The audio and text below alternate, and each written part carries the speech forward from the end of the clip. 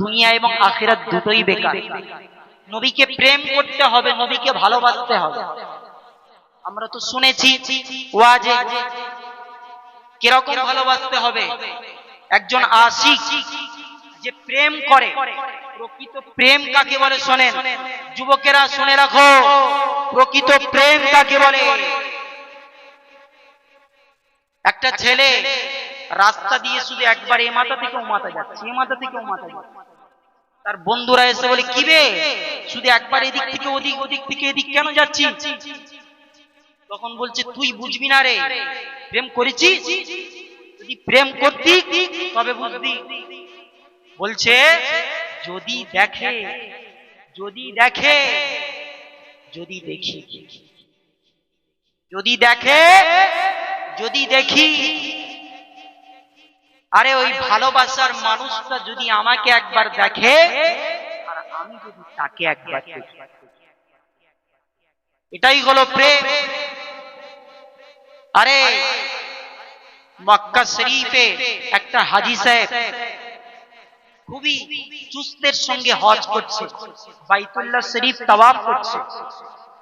তখন হাজী সাহেবদের মধ্যে একজন জিজ্ঞেস করছে, হাজী সাহেব আপনি এত চুস্তের সঙ্গে কেন বাইতুল্লাহ শরীফ তাওয়াফ করছেন?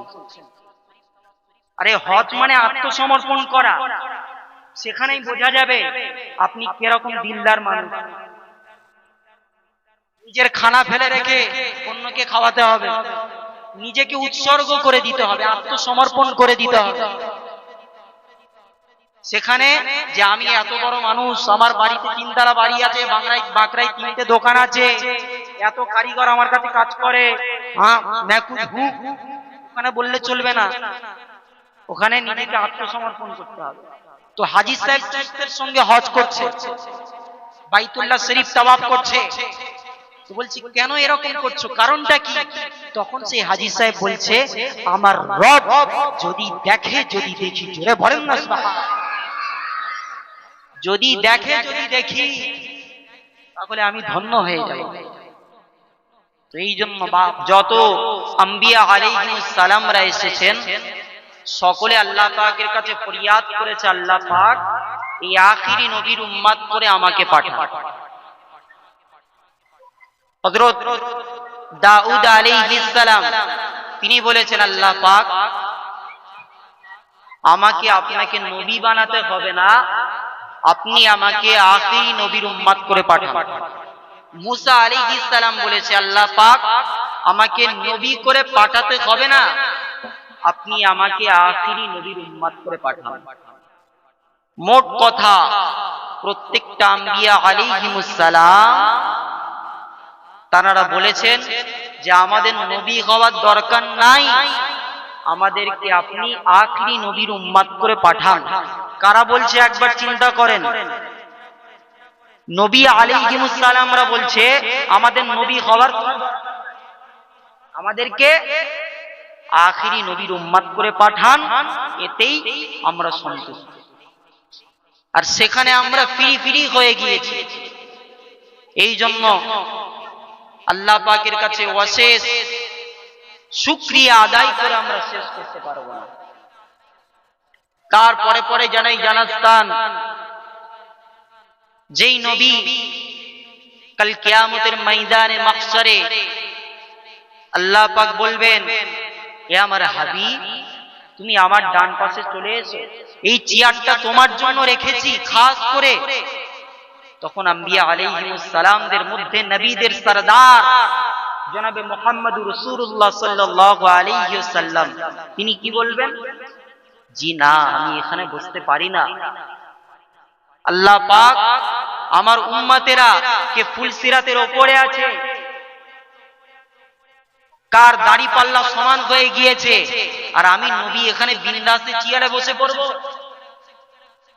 তখন রাসূলুল্লাহ সেই চেয়ারে বসবে না, তখনও পর্যন্ত ইয়া হাবলি উম্মতি ইয়া হাবলি ইয়া হাবলি উম্মতি বলছে। এবং যখন রাসূলুল্লাহ জন্মেছিলেন তখনও ইয়া হাবলি উম্মতি ইয়া হাবলি উম্মতি। তো সেই রাসূলের আমরা উম্মাত হতে পেরেছি। এই জন্য সেই হাস্তির প্রতি লাখ ও দরুদ ও সালাম বর্ষিত হোক। সকলে বলি সাল্লাল্লাহু আলাইহি ওয়াসাল্লাম। তো জিবরাইল আলাইহিস সালাম কে যখন আল্লাহ পাক তৈরি করলেন, বাপ ঠান্ডা প্রচুর লাগছে, সেই জন্য সব ঝিমিয়েও আছে। তো একবার স্লোগান দেওয়ার দরকার আছে না নাই গো বাপ? আওয়াজটা কিন্তু দেখবো, আগে দেখবো যাদের এখনো পর্যন্ত বিয়ে হয়নি, আমার নওজোয়ান তরুণেরা, তাদের গলার আওয়াজটা একবার দেখতে চাই। একবার আওয়াজ হবে তো? নারে তাকবীর। তো বাচ্চারা কাঁপিয়ে দিচ্ছে, নারে তাকবীর। তো এবারে দেখবো সকলে একসঙ্গে দেন। আর বিয়েওয়ালাদের কষ্ট দিতে চাচ্ছি না, কারণ ওনারা এমনিই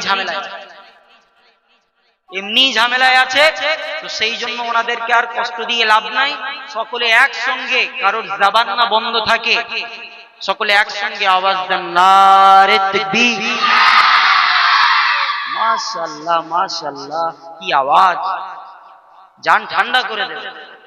তো চলেন আলোচনার দিকে আগে বাড়ি। তো জিবরাইল আলাইহিস সালামকে আল্লাহ পাক তৈরি করলেন।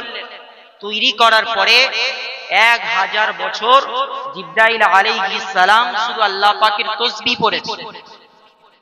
আল্লাহ আল্লাহ আল্লাহ আল্লাহ, 1000 বছর শুধু তাসবিহ পড়েছে।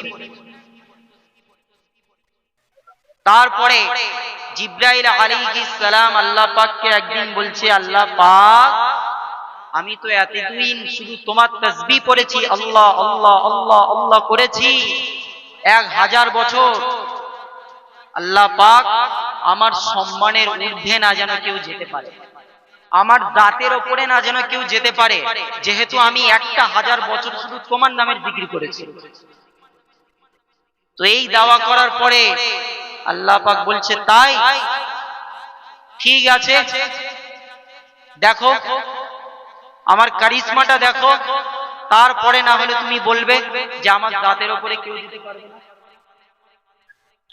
হে তরুণ যুবকেরা, আমার বন্ধুরা, আমার মুরব্বিয়ানিরা, শুনে রেখে দিন বাবা, হযরত জিবরাইল আলাইহিস সালাম, হযরত জিবরাইল আলাইহিস সালাম আল্লাহ পাকের আরশে আজিমের দিকে তাকিয়ে দেখে, আল্লাহ পাকের আরশে আজিমে লেখা আছে লা ইলাহা ইল্লাল্লাহু মুহাম্মাদুর রাসূলুল্লাহ। জিবরাইল আলাইহিস সালাম বললেন, আল্লাহ পাক আপনার নামের পাশে মুহাম্মদ বলে নামটা জোড়া কেন?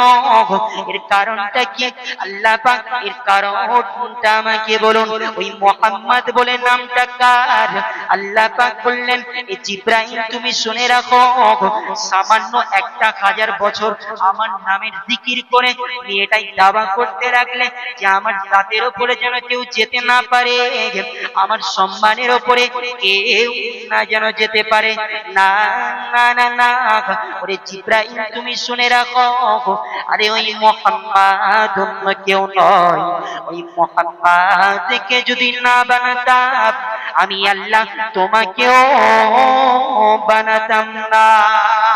ইয়া রাসূলুল্লাহ, ইয়া হাবিবাল্লাহ, জিবরাইল আলাইহিস সালামকে আল্লাহ বললেন, জিবরাইল তুমি শুনে রাখো, ওই মুহাম্মদ আর অন্য কেউ নয়, ওই মুহাম্মদ হলো আমার পিয়ারা, ওই মুহাম্মদ হলো আমার হাবিব, ওই মুহাম্মদ হলো আমার দোস্ত, ওই মুহাম্মদ হলো আমার বন্ধু। আমি ওই নবী মুহাম্মদকে আখিরি জামানার নবী করে আমি আল্লাহ পাঠাবো। আমার নবী যদি দুনিয়ার জমিনে গিয়ে আমার নামের জিকিরটা 1 মিনিটের জন্য করে, ওই নামের জিকিরটা 1 মিনিটের ইবাদতটা আমি একটা পাল্লাই এবং তোমার 1000 বছরের ইবাদতটা অপর পাল্লাই রাখবো। ওরে জিবরাইল শুনে রাখো, তোমার নামের জিকিরের চেয়ে 1000 বছরের ইবাদতের চেয়ে আমার নবীর ইবাদতের পাল্লাটা ভারী হয়ে যাবে। নারে তাকবীর, নারে তাকবীর। তুমি মানলে মানো, না মানলে মন মানে না। আশিকেরি আসল জান্নাত সোনার মদিনা। তুমি মানলে মানো, তুমি মানলে মানো, না মানলে মন মানে না। আশিকেরি আসল জান্নাত সোনার মদিনা। আশিকেরি দল যত ইশকে জ্বালা দূর করিতে পারে ওই মদিনা বলা। মদিনা মদিনা করে হয়ে যাই পারা। আশিকেরি আসল জান্নাত সোনার মদিনা। আল্লাহুম্মা সাল্লি আলা।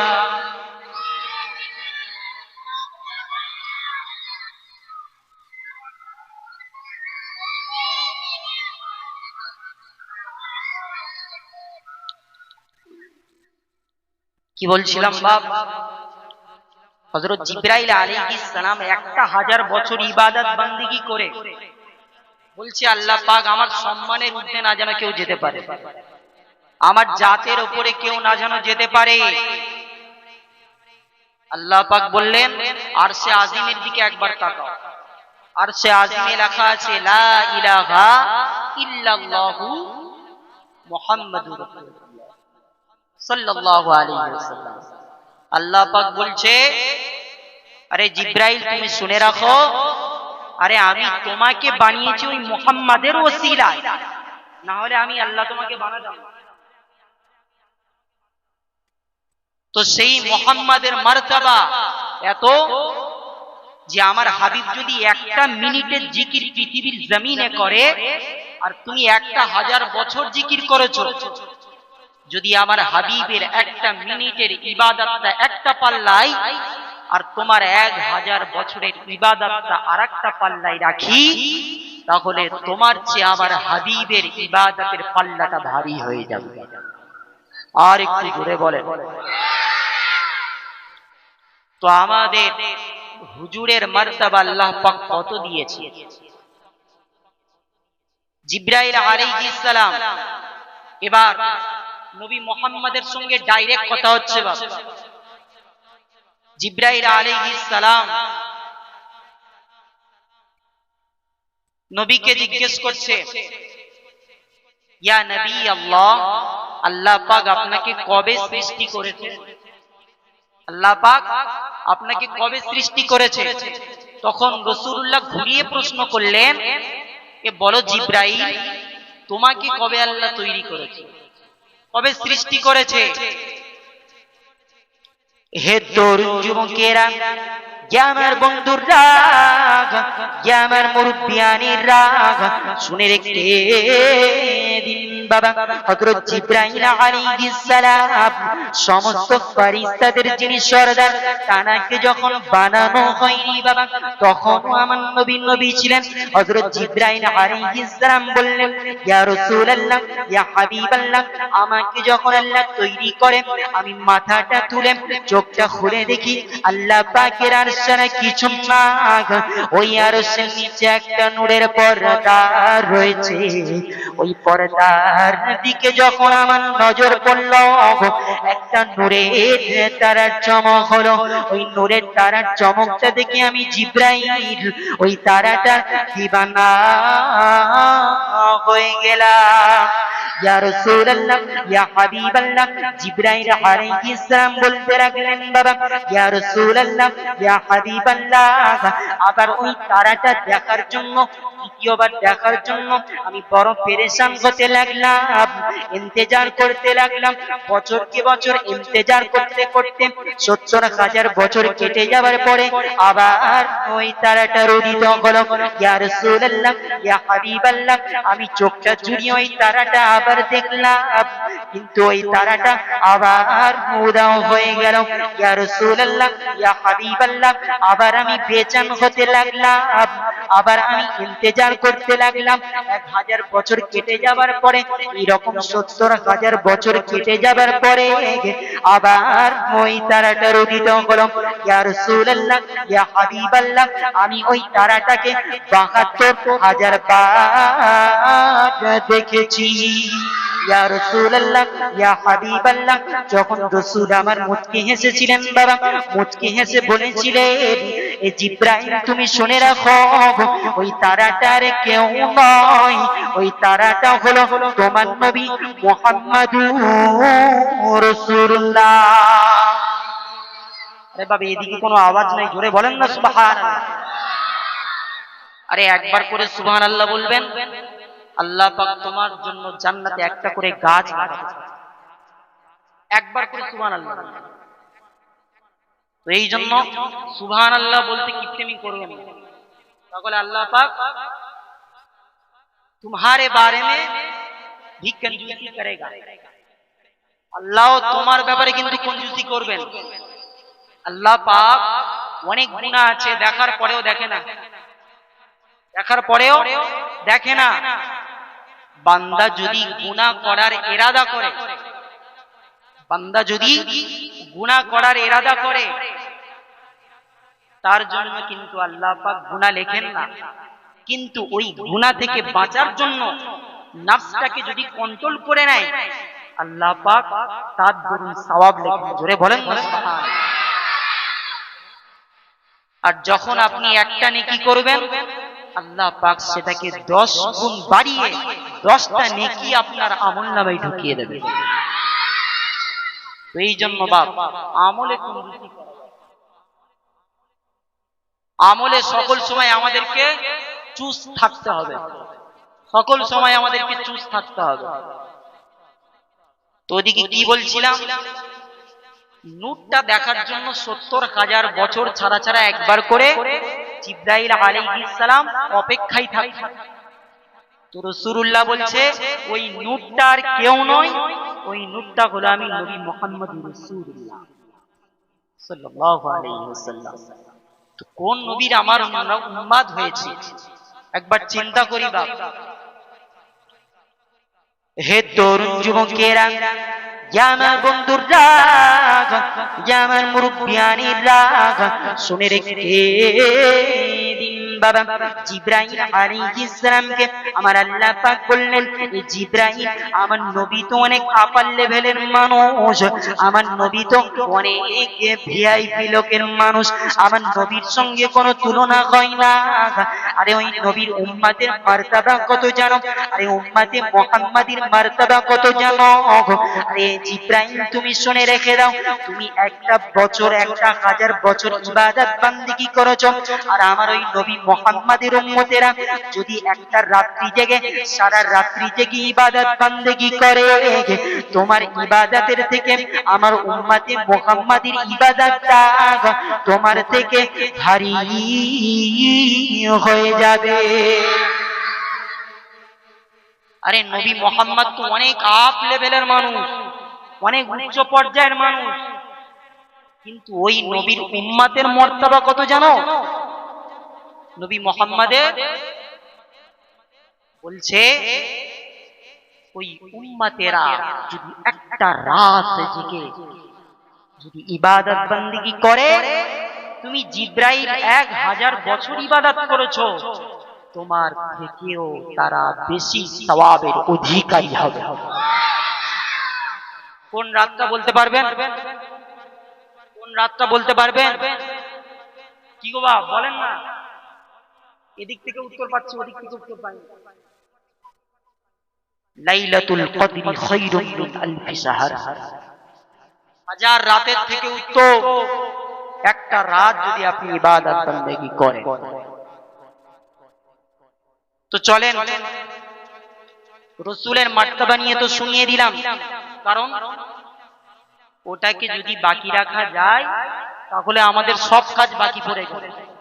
হুজুরকে আমাদের সর্বপ্রথমে রাখতে হবে, কারণ হুজুরের মহব্বত যদি অন্তরে না থাকে আমার আপনার জন্য দুনিয়া এবং আখিরাত দুটোই বেকার। নবীকে প্রেম করতে হবে, নবীকে ভালোবাসতে হবে। আমরা তো শুনেছি ওয়াজে কিরকম ভালোবাসতে হবে। একজন আশিক যে প্রেম করে, প্রকৃত প্রেম কাকে বলে শোনেন যুবকেরা, শুনে রাখো প্রকৃত প্রেম কাকে বলে। একটা ছেলে রাস্তা দিয়ে শুধু একবার এ মাথা থেকে ও মাথা যাচ্ছে, এ মাথা থেকে ও মাথা যাচ্ছে, তার বন্ধুরা এসে বলে কি রে শুধু একবার এদিক থেকে ওদিক, ওদিক থেকে এদিক কেন যাচ্ছি? তখন বলছে তুই বুঝবি না রে, প্রেম করেছিস, যদি প্রেম করতি তবে বুঝবি। বলছে যদি দেখে, যদি দেখে, যদি দেখি, যদি দেখে, যদি দেখি, আরে ওই ভালোবাসার মানুষটা যদি আমাকে একবার দেখে আর আমি যদি তাকে একবার দেখি, এটাই হলো প্রেম। আরে মক্কা শরীফে একটা হাজী সাহেব খুবই চুস্তের সঙ্গে হজ করছে, বাইতুল্লাহ শরীফ তাওয়াফ করছে। তখন হাজী সাহেবদের মধ্যে একজন জিজ্ঞেস করছে, হাজী সাহেব আপনি এত চুস্তের সঙ্গে কেন বাইতুল্লাহ শরীফ তাওয়াফ করছেন? আরে হজ মানে আত্মসমর্পণ করা, সেখানেই বোঝা যাবে আপনি কিরকম দিলদার মানুষ। নিজের খানা ফেলে রেখে অন্যকে খাওয়াতে হবে, নিজেকে উৎসর্গ করে দিতে হবে, আত্মসমর্পণ করে দিতে হবে। সেখানে যে আমি এত বড় মানুষ, আমার বাড়িতে 3 তলা বাড়ি আছে, বাঁকড়ায় 3টে দোকান আছে, এত কারিগর আমার কাছে কাজ করে, ওখানে বললে চলবে না, ওখানে নিজেকে আত্মসমর্পণ করতে হবে। তো হাজী সাহেব চুস্তের সঙ্গে হজ করছে, বাইতুল্লাহ শরীফ তাওয়াফ করছে। তো বলছি কেন এরকম করছো, কারণটা কি? তখন সেই হাজী সাহেব বলছে আমার রব যদি দেখে, যদি দেখি, জোরে বলেন না সুবহানাল্লাহ, যদি দেখে, যদি দেখি, তাহলে আমি ধন্য হয়ে যাব। তো এই জন্য বাপ সেই রকম প্রেম হুজুরের সঙ্গে করতে হবে। তো এই জন্য প্রেম করতে গেলে আগে আমাদের রাসূলুল্লাহ যেই তরিকা অনুযায়ী চলেছে সেই তরিকা অনুযায়ী আমাদেরকে চলতে হবে। তো আজকের আমরা বলবো ভালোবাসি, ভালোবাসি, ভালোবাসি, নবী, নবী, নবী, জিন্দাবাদ, জিন্দাবাদ, জিন্দাবাদ বলে ফাটিয়ে দেব। আকা কিয়ামত মারহাবা, দুধ কিয়ামত মারহাবা বলে বলে একেবারে চারিদিকে মোহরিত করে দেব। কিন্তু যখন মুয়াজ্জিন বলছে হাইয়া আলাস সালাহ, এসো নামাজের দিকে, হাইয়া আলাল ফালাহ, এসো নামাজের দিকে, এসো কামিয়াবির দিকে, তখন বলছেন না ওখানে আর হবে না। স্ত্রীকে বলছে জানো আমি তোমাকে খুব ভালোবাসি, বলছে একটা শাড়ি কিনে দাও, বলছে না পারবো না। আরে ওটা ভালোবাসার পরিচয় হলো? ভালোবাসার পরিচয় দেখাতে হবে হুজুর যা কিছু বলে গিয়েছে সেই কথা অনুযায়ী, সেই হুকুম অনুযায়ী আমাদেরকে চলতে হবে। আল্লাহ পাক যেন আমাদের সকলের তৌফিক দান করেন, আমিন। তো চলেন আজকের যেই বিষয়টা আমাদেরকে মাথায় রাখতে হবে, যেটা হলো ট্রেন্ডিং বিষয়, হ্যাপি নিউ ইয়ার। সামনে নতুন বৎসর আসছে। আজকের আমাদের যুবকেরা এই নতুন বছরে তারা নিজেদের সমস্ত কিছু বিলিয়ে দিয়ে তারা এনজয় করবে। কিন্তু আমার হুজুর কি বলছে, রাসূলুল্লাহ কি বলছে, আমার আল্লাহ কি বলছে? হে তরুণ যুবকেরা, আমার বন্ধুরা, আমার মুরব্বিয়ানেরা, শুনে রেখে দিন বাবা, আল্লাহ পাক কোরআনে কারীমের মধ্যে জানিয়ে দিলেন কুল ইয়া আইয়ুহাল কাফিরুন লা আ'বুদু মা তা'বুদুন। এ নবী আপনি বলে দিন, এ এই কাফের সম্প্রদায়েরা তোমরা যাকে ইবাদত বান্দেগি করো আমরা কিন্তু তাকে ইবাদত বান্দেগি করে না। ইয়া রাসূলুল্লাহ আমি কিন্তু তাকে ইবাদত বান্দেগি করি না। লিমা তোমাদের জন্য তোমরা যেই রবকে মানো, তোমরা যেই রবকে ইবাদত বান্দেগি করো, লাকুম দীনুকুম ওয়ালিয়া দীন, তোমরা তোমাদের ধর্ম পালন করবে, আমরা আমাদের ধর্ম পালন করব। তোমরা তোমাদের ধর্ম পালন করবে, আমরা আমাদের ধর্ম পালন করব। আর আমরা কি বলি? ধর্ম যার যা, উৎসব সবার। কি বলি কি বলি না? ধর্ম যার যার, উৎসব সবার। আল্লাহ কি বলছে? খবরদার, ওরা আলাদা মাবুদের উপাসনা করে, তুমি এক আল্লাহকে উপাসনা করো। তাদের পার্বণে তাদের অনুষ্ঠানে তোমরা যাওনি। আর ইংরেজরা আমাদের দেশকে একদিন তো কবজা করে রেখেছিল, যদিও 1947 সালে দেশ স্বাধীন হয়ে গিয়েছে, কিন্তু আমাদের রক্তে রক্তে এখনো ইংরেজদের গন্ধ আছে। বলবেন কেন? আজকের 31 নাইট এবং 25শে ডিসেম্বর, সেটা হিন্দু কি, মুসলিম কি, জৈন কি, শিখ কি, সমস্ত ধর্মের মানুষেরা এটাকে তারা স্বতঃস্ফূর্ত ভাবে তারা খুব আনন্দের সঙ্গে উপভোগ, তাই কিনা? সকলে মনে করে একটু ফিস্টি করছি তা কি হয়েছে, কিছু যায় আসে নাকি, তারা মনে করে এটাই। কিন্তু না বাবা, আমার হুজুর এতে নারাজ, আর হুজুর যেখানে নারাজ সেখানে কোনো কথাই চলবে না। রাসূলুল্লাহ জানিয়ে দিলেন, রাসূলুল্লাহ হাদিস পাকের মধ্যে জানিয়ে দিলেন, ক্বালা রাসূলুল্লাহ সাল্লাল্লাহু আলাইহি ওয়াসাল্লাম, মান তাশাব্বাহা বিকওমিন ফাহুয়া মিনহুম, যে ব্যক্তি যে জাতির অনুসরণ করবে বাবা, কোন ব্যক্তি যদি বিরাট কোহলির মতো দাড়ির মতো অনুসরণ করে, কোন ব্যক্তি যদি নায়ক নায়িকাদের মতো তাদের সাদৃশ্য অবলম্বন করে চলে, এ আমার উম্মতেরা তোমরা শুনে রেখে দাও, কিয়ামতের ময়দানে মাহশারে তাদের সঙ্গে তোমার হাসর হবে। যেই ব্যক্তি যেই জাতির অনুসরণ করবে, আপনি যদি শাহরুখ খানের মতো তার চুলের স্টাইল করে, কাল কিয়ামতের ময়দানে মাহশারে ওই শাহরুখ খানের সঙ্গে আল্লাহ। সেই জন্য খবরদার বাপ, সেই জন্য খবরদার কোন জাতির অনুসরণ করবেন না। তো বলার কথা তো অনেক ছিল, সময় হয়ে গিয়েছে। এই জন্য বাপ একটাই মেসেজ দেব, যে কখনো হুজুরের গোলামতি ছেড়ে দেবেন না, কখনো হুজুরের গোলামতি ছেড়ে দেবেন না। আল্লাহ পাক যেন আমাদেরকে তৌফিক দান। তো আর বেশি আলোচনা বাড়াবো না। আল্লাহ পাক যেন আমাদেরকে বেশি বেশি শোনার থেকে বেশি বেশি আমল করার তৌফিক দান করুন। সকলে বলেন না আল্লাহুম্মা আমিন। আমি সালাম দিচ্ছি, আপনারা জবাব দেবেন, তারপরে লাস্টে আপনারা সালাম দেবেন, আমি উত্তর দেব। আসসালামু আলাইকুম ওয়া রাহমাতুল্লাহি ওয়া বারাকাতুহু। সকলে একসঙ্গে উত্তর দেন। আপনারা সালাম দেন। ওয়া আলাইকুমুস সালাম ওয়া রাহমাতুল্লাহি ওয়া বারাকাতুহু। দুরূদ শরীফ। আল্লাহুম্মা